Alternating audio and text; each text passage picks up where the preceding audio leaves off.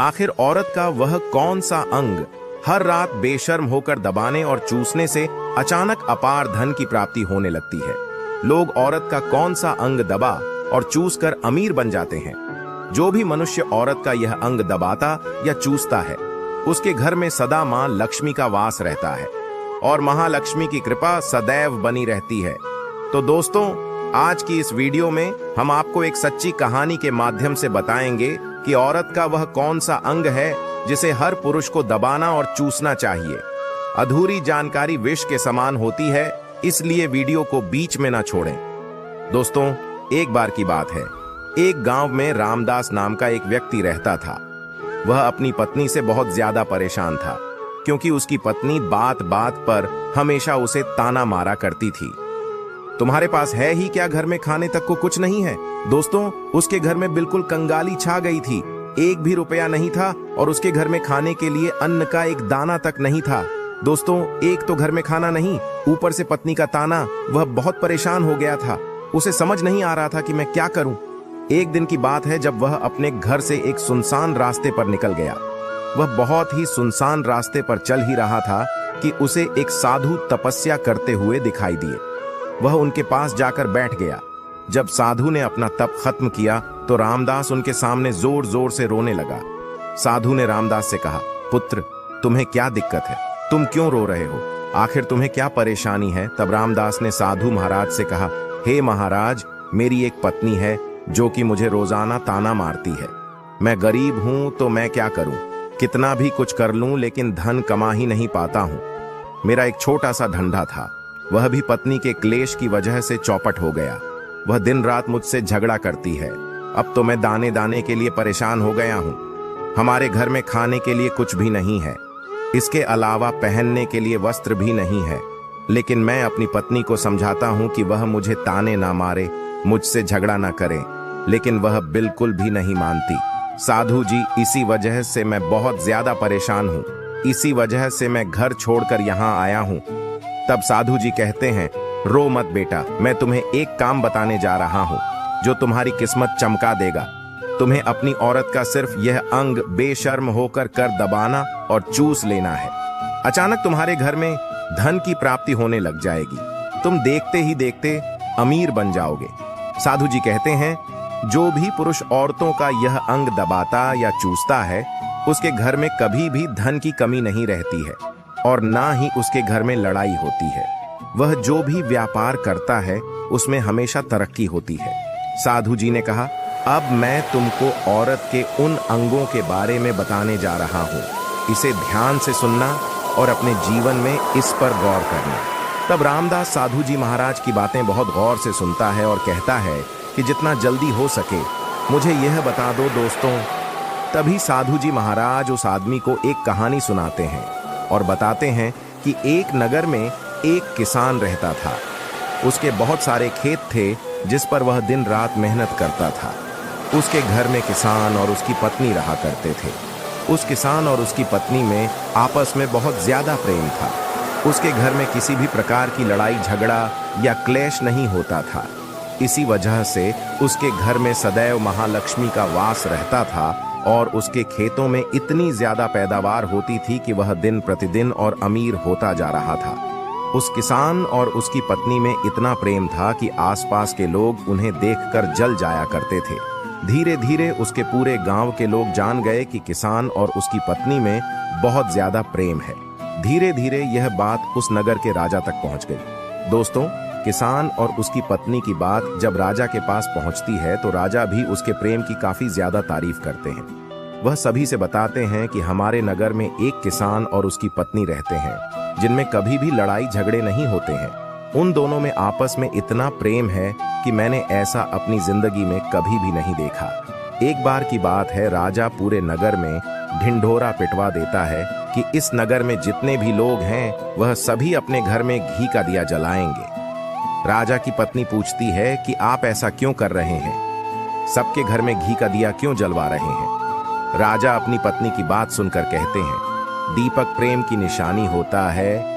जिसके घर में घी का दीपक जलता है उसके घर में सदैव प्रेम बना रहता है और मैं चाहता हूं कि जो प्रेम किसान और उसकी पत्नी के घर में है वह हमारे पूरे नगर में रह रहे पति पत्नी के बीच हो। इसीलिए मैं हर घर में दीपक जलाना चाहता हूँ। दोस्तों, राजा के सैनिक जाते हैं और हर जगह नगर में डुग्गी पीट देते हैं और कहते हैं सभी के घर रात भर घी का दीपक जलना चाहिए। दोस्तों, राजा की बात मानकर सभी नगरवासी अपने घर में दीपक जला देते हैं, लेकिन जैसे ही आधी रात होती है सभी के घर के दीपक बुझ जाते हैं, लेकिन किसान के घर का दीपक वैसे ही जलता रहता है। दोस्तों, दीपक हमेशा किसान की पत्नी जलाती थी, लेकिन उसकी बात नहीं मानती थी। वह हमेशा अपनी मनमानी करती थी। उसका जो भी मन करता था वही काम करती थी, लेकिन किसान को इस बात से कोई भी दिक्कत नहीं होती थी, क्योंकि किसान बहुत समझदार था। किसान सोचता था यदि मैं अपनी पत्नी को रोक टोक करूंगा तो घर में बेवजह ही लड़ाई झगड़ा होंगे। कई चीजें किसान इस वजह से अनदेखा करता था कि उसके घर में प्रेम बना रहे राजा अपने महल को छोड़कर पूरे नगर का नजारा देख रहे थे। उन्होंने देखा कि सारे नगर में किसी के घर में दीपक नहीं जल रहा है, लेकिन किसान के घर में दीपक जल रहा है। तब राजा अपनी रानी से बोलता है कि देखो, किसान और उसकी पत्नी के घर में दीपक जगमगा रहा है, लेकिन पूरे नगर में कहीं भी दीपक नहीं जल रहा है। इसी से पता लगता है कि किसान और उसकी पत्नी में कितना प्रेम है। तब राजा की पत्नी राजा से बोलती है कि जो किसान और उसकी पत्नी में प्रेम है वह किसान की पत्नी की वजह से है, और इसी वजह से उसके घर में इतना ज्यादा प्रेम है। दोस्तों, जब राजा रानी की बात सुनता है तो कहता है नहीं, तुम्हारा सोचना गलत है। जो प्रेम किसान के घर में है वह उसकी पत्नी की वजह से नहीं है, बल्कि वह किसान की वजह से है। रानी कहती है कि किसान की पत्नी बहुत ज्यादा समझदार है। आपका सोचना गलत है, और यही वजह है जो कि उनके घर में कभी भी लड़ाई झगड़ा नहीं होता है। राजा कहता है कि किसान समझदार है, और रानी कहती है कि किसान की पत्नी समझदार है। दोस्तों, इसी तरह कुछ देर चलता रहा। इसी बात को लेकर राजा और रानी के बीच काफी झगड़ा हो गया। इसके बाद रानी राजा की दाढ़ी उखाड़ ली और राजा ने रानी को उठाकर पटक दिया। इसके बाद राजा कहता है हम लोगों को झगड़ा करने की जरूरत नहीं है, क्यों ना हम किसान और उसकी पत्नी की परीक्षा ले लें। सारा दूध का दूध और पानी का पानी हो जाएगा। लड़ाई करने के बाद इस बात पर राजा और रानी दोनों सहमत हो गए और दोनों की परीक्षा लेने के लिए तैयार हो जाते हैं। तब राजा अपने महल में जाता है और एक पुरुष सैनिक को बुलाता है, और पुरुष सैनिक से बोलता है कि तुम किसान के पास जाओ और जो जो प्रश्न मैं तुमसे बोल रहा हूँ वह तुम किसान को बोल देना। वह पुरुष सैनिक बोलता है ठीक है महाराज। वह सैनिक राजा की बात सुनकर किसान के पास जाता है। उस समय किसान की पत्नी खेतों में गई थी, लेकिन किसान की कुछ तबीयत ठीक नहीं थी, इस वजह से वह खेतों पर नहीं गया था। इस समय वह सैनिक किसान के घर पहुंच जाता है और किसान से कहता है मैं राज दरबार से आया हूं, राजा साहब ने मुझे भेजा है। दोस्तों, किसान कहता है बताइए मैं आपकी क्या सेवा कर सकता हूं। आप बैठ जाइए, मैं आपके लिए पानी लेकर आता हूं। तभी वह सैनिक बोलता है कि नहीं, तुम कुछ भी मत लाओ, मैं राजा का सैनिक हूं, बस आपके पास राजा का समाचार लेकर आया हूं। तब किसान कहता है ठीक है, आप मुझे बताओ राजा साहब ने मेरे लिए क्या समाचार भेजा है। सैनिक कहता है किसान, राजा साहब ने यह बोला है कि यदि तुम अपनी पत्नी को छोड़ देते हो तो राजा जी आपको बहुत सारे हीरे जवाहरात और साथ में तुम्हारे जमीन से 2 गुना ज्यादा जमीन राजा जी आपको गिफ्ट में देंगे।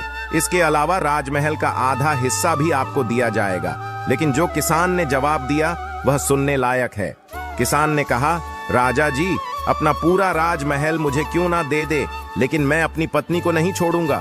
जाओ और अपने राजा से कह दो किसान ने ऐसा कहा है। सैनिक जाता है और राजा को सारी बातें बताता है। इस समय रानी वहां पर सैनिक की बात सुन रही थी। सुनने के बाद रानी ने कहा आपने किसान की तो परीक्षा ले ली, लेकिन किसान की पत्नी की परीक्षा नहीं ली है। इस तरह से हम कैसे पता कर सकते हैं कि कौन समझदार है। इसके बाद रानी ने कहा कि अब मैं भी किसान की पत्नी की परीक्षा लेना चाहती हूँ। जब दोनों की परीक्षा हो जाएगी तभी पता चलेगा कि कौन समझदार है। फिर रानी ने भी एक सैनिक बुलाया और कहा कि मेरी बात किसान की पत्नी को बोलना, और याद रखना यह बात तभी बताना जब किसान वहां पर ना हो। सैनिक ने पूछा कि रानी क्या बात बतानी है, वह तो बताओ। तो रानी ने सैनिक को सारी बात बता दी। सैनिक किसान के घर जाता है और उसके घर में आवाज लगाता है तो उसके घर से किसान की पत्नी निकल कर आती है और कहती है, बताओ क्या हुआ, क्यों ढिंढोरा पीट रहे हो? तो सैनिक ने कहा कि राजमहल से आया हूँ, मुझे रानी ने भेजा है।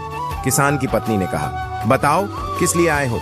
तब सैनिक ने कहा, रानी ने बोला है, यदि तुम अपने पति किसान को मार देती हो तो आपको बहुत सारे हीरे जवाहरात रानी आपको देंगी और साथ में राजमहल का आधा हिस्सा भी आपको मिलेगा।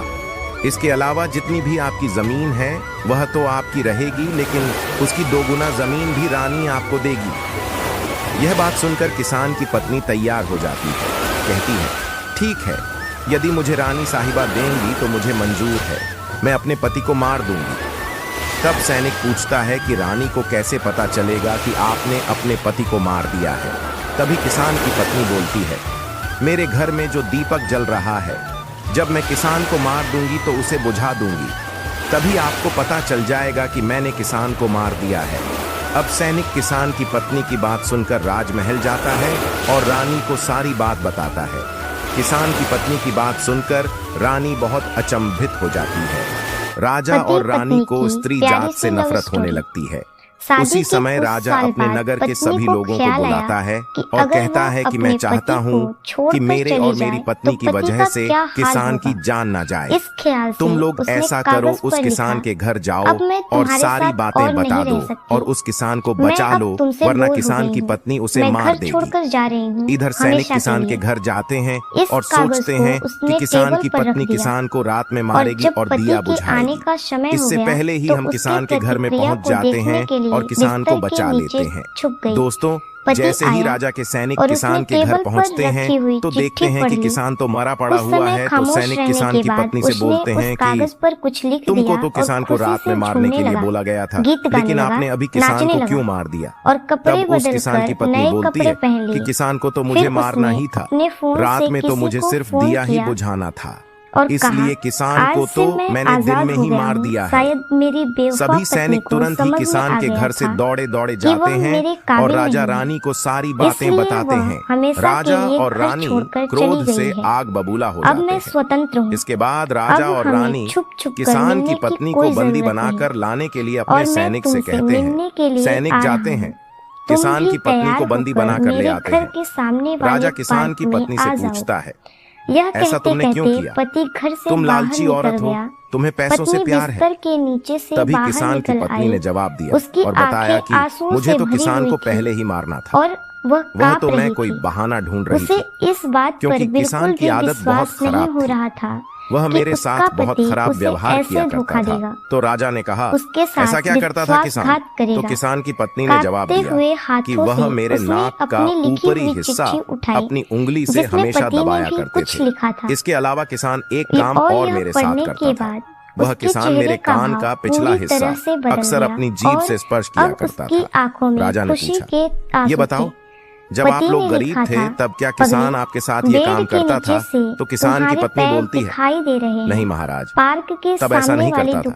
तब राजा ने कहा, मैं समझ गया कि किसान ऐसा क्यों करता था। उसी समय साधु जी ने रामदास से पूछा, तुम्हें कुछ समझ में आया औरत का कौन सा अंग दबाने तथा चूसने से लोगों को अचानक धन की प्राप्ति होती है? तो रामदास ने कहा, नहीं साधु जी, मुझे अभी समझ में नहीं आया।